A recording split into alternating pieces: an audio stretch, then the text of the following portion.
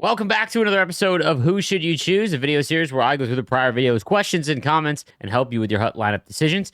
Sorry for the delay in getting this video. I've been super busy, so I wasn't able to do it this morning on stream. That being said, let's kick off with the most liked comments. Again, if you are an avid commenter, or even if you aren't posting, you're just watching these to, pass some time. If you're at work or you got to commute, make sure you leave a like on the comments that you think are interesting. That way I know which ones to kind of target on first. So Scott says, "Hey Sleeves, why isn't the storage set available off the rip? Are you able to try and figure out when they may be released, especially since we're getting into fantasy hockey, which may not be usable for a bit?" Yeah, that has been mentioned and brought up. I don't know why they did not include it, but again, just kind of an oversight by them, in my opinion, to not include the storage set. It is sorely needed. For anyone that doesn't know what he means by that, it's basically just a set where you could put cards from your collection in so that you don't accidentally put them into other sets, you know? All right. Breland, I think, or Brie Larkin. I don't know. Sorry. 1938. So this is referring to the last video. Short passes don't work with icon passing either. If you try to pass to a person that is skating close to you with icon passing, it will just fire it off into the ether. I use icon passing 90% of the time, and I can tell you it's broken no matter what. Yeah, sorry. So I was talking about this yesterday because someone was saying, what's going on with passing this year? And I had mentioned that in the offensive zone, it looks like there's no pass assist at all. So you really have to aim your passes unless you're using button passing, it seems. That being said, when it comes to short passes, I've mentioned this for years. My old co-host Kesso from my podcast, he said years ago, EA's biggest rival is the 3-foot pass, and no matter what you're using, yeah, it's a big issue. I don't know why it's such a problem where if you have two people in the same line, it always picks the furthest one. Ardod says, "Hey Sleeves, has there been any chatter on adding XP to moments? As a casual player, I have to decide where to spend my time, and it seems EA is loading up on moments this year, so it would be beneficial to gain some XP while working through them. Great work, keep it up."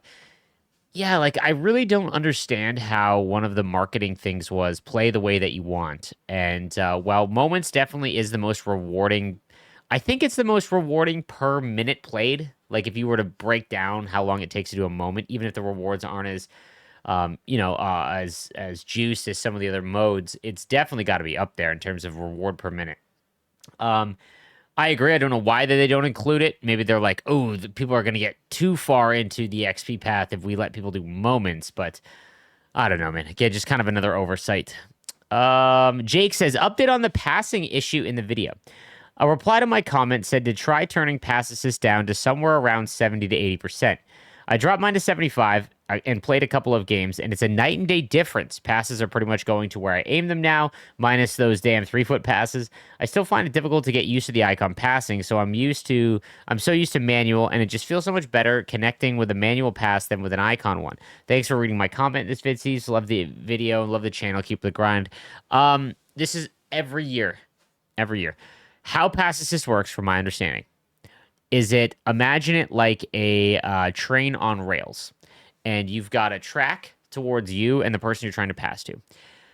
When you remove pass assist, it allows the window of where you're aiming to get further. So if you are not perfectly on who you were trying to get to, it is going to go there. If you played NHL 22, was 22 the year with no pass assist? There was one year where they tried to make the passing a skill gap, and they turned pass assist off, and it was just so difficult.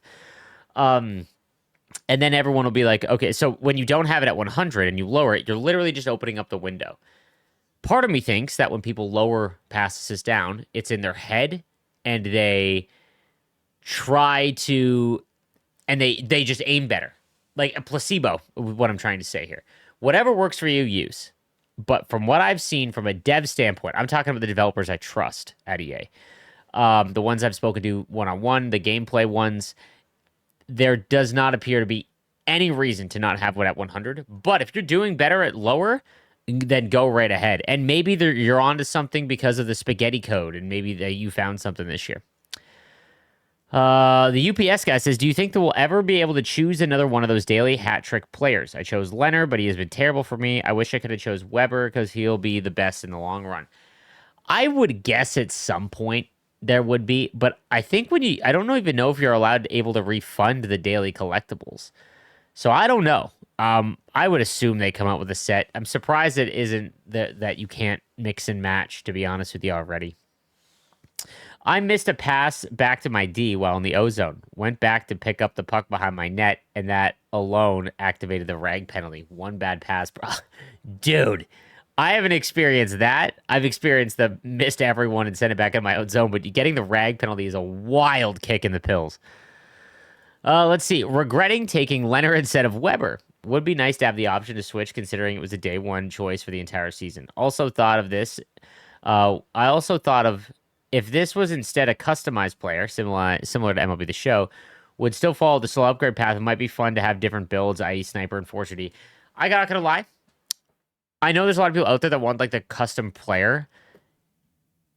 Kind of cool, but I'm someone, again, this is from my experience of playing MLB The Show for years. I was actually stoked to get rid of create a player because A, there's a lot of degenerates out there that just use it as an opportunity to just say some dumb stuff, which always ends up being an issue, but that's in every community. But two, you would find that everyone would have the exact same player type.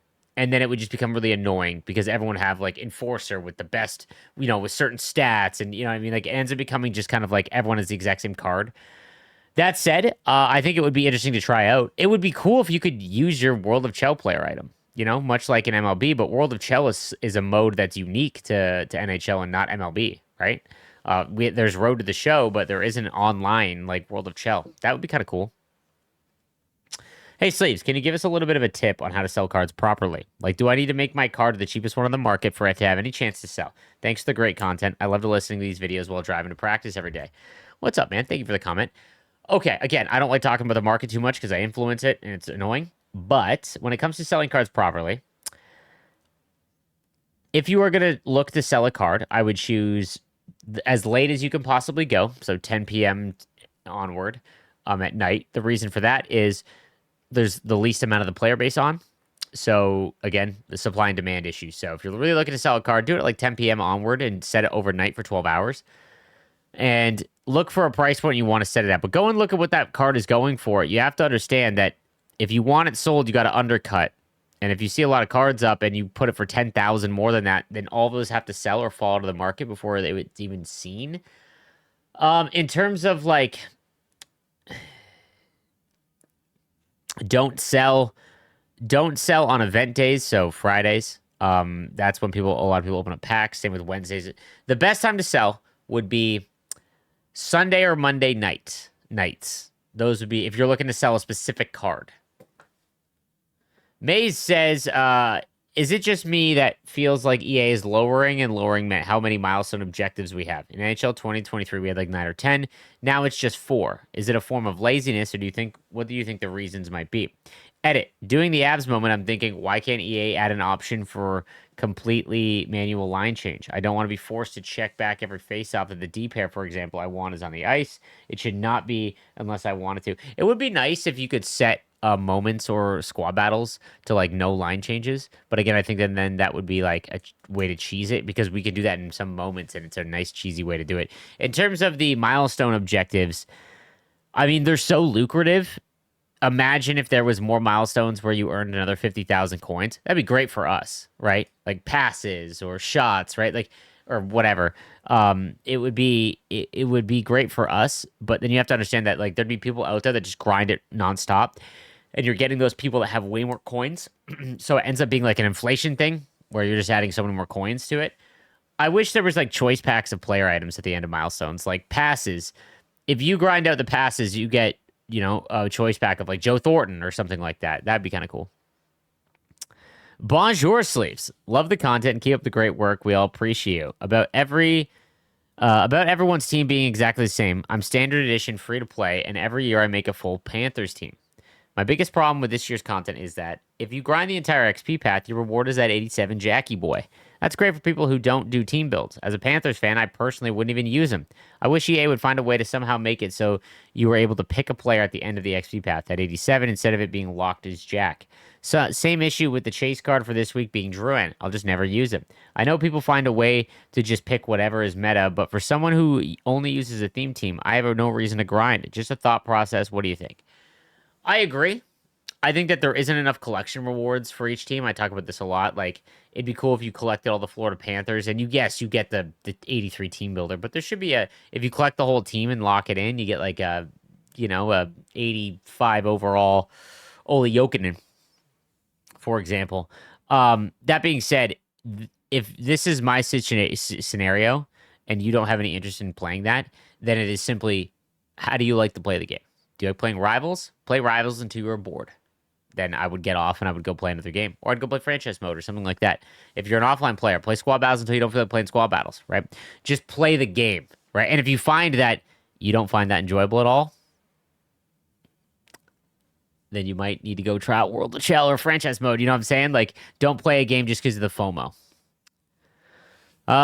Bonjour, Sleeves. Been a long time watcher, and thanks for all the tips and videos for HUD over the years. My question is, I'm close to completing the Modern Icon pack.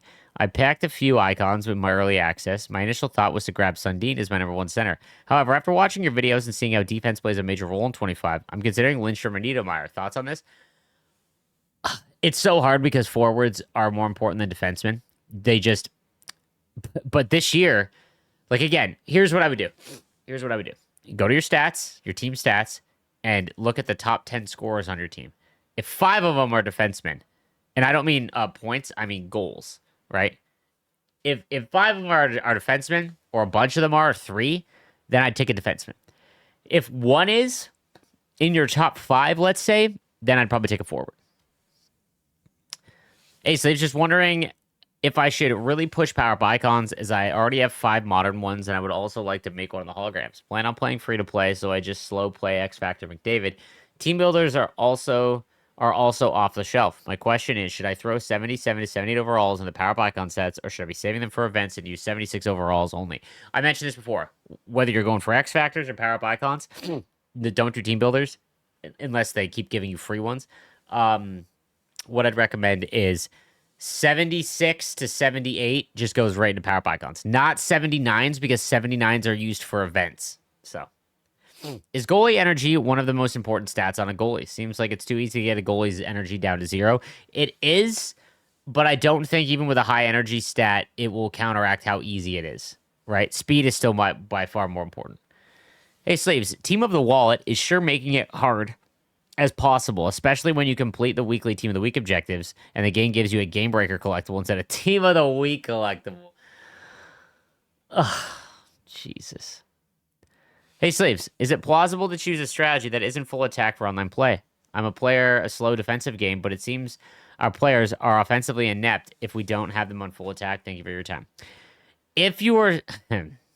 the issue here is that depends how good of a player you are. If you're in Division 1 or 2, like, it's just going to be so hard because if you give a player time and space, they'll just take it. If someone passes the puck out of the zone, like, they don't take the puck and skate it if there is space, 1-2 passive and, like, full trap is going to be nasty because there's just not a lot open. It's going to depend on the player you're going up against, though. Turking says, Bonjour from Quebec. Do you have info on the other event starting Friday? Supernatural? Thanks. No, it's, yeah, it's some sort of spooky event. I don't know. It'll be like Heaviest Hitters 5.0. I don't know. It'll be some sort of Halloween theme. Hey, love your videos. Always a great help. One issue I've been having a lot is I was sure you'd said they were fixing it this year. Regularly, when I'm blazing up the boards and skating in the zone, trying to get an open slot for a pass or shoot, my guys on my own team will literally get in my way, causing me to stop dead in my tracks, or also checking my own teammate. It was an issue last year and still an issue this year. It's very frustrating. Also, should I turn on my remaining captains to get an 85 or hold on to them? I already have Makar and Forsberg. They're untradeable. Trade my remaining captain cards to get another 85 or hold on to them. If you're talking about like the 82, if you have enough to make an 85, I would do it. But if you have to buy like 3 of them, I would not. In terms of like you running into your own players, I don't experience that anymore. Because it's one of the things that I think actually works so far is that I notice when I'm about to run into someone, my guy will actually make an animation like to get out of the way. If it happens again, it happens a lot. Record it. Let me know on Discord, and I'll see if I can send it in, because I have not noticed this a lot. A drastic reduction in this. Do you think they'll be adding more daily hat-trick items? Weber, Leonard, Couture. I'm wondering if upgrading my Weber all year, if I should hang on to the daily hat. It wouldn't surprise me if they added more. It'd be kind of lame, but I don't think they will. Simply because there's master set card art for those three. So any new ones they'd have to add in master set art. I think line changes are a major issue right now, but hard to say where to go to fix that. Make them more manual. I feel like I get the game overriding my decisions on lines when I change them or not. Yeah, dude, they're a mess right now. There's been clips of like a guy getting off the ice, back on the ice, back off the ice, like 5 or 6 times in a row. Um, it's a mess, and it's gonna require EA to fix it up. Hey, Slaves, do you know how I can make the 85 Team of the Week Bedard without breaking the bank? As a fellow Sharks fan, will Celebrini ever have a face shop for an MSP? Yeah, so he'll get a next-gen Master Set item. All but guaranteed he's going to be at MSP for the next-gen event, which will be great. Secondly, to make Team of the Week Bedard the cheapest, if you didn't use your collectibles last week, you could get another 9 this week. That would give you almost 282 Team of the Week cards for free. And then you're looking at like the 70, I think it's 379 aboves for 3 collectibles.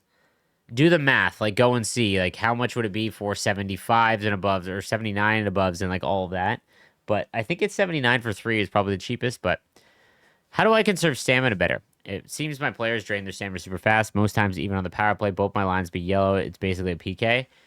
Go and take a look at your energy and efficiency meter. If it's all the way set to energy, you might want to put it back down a little bit.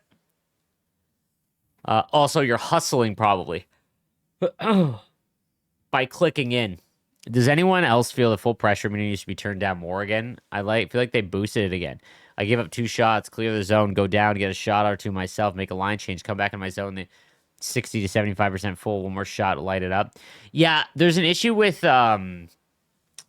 skill-based one-timers. Like when people take skill-based one-timers, like 2 of them will max out the bar. That needs to be reduced for sure.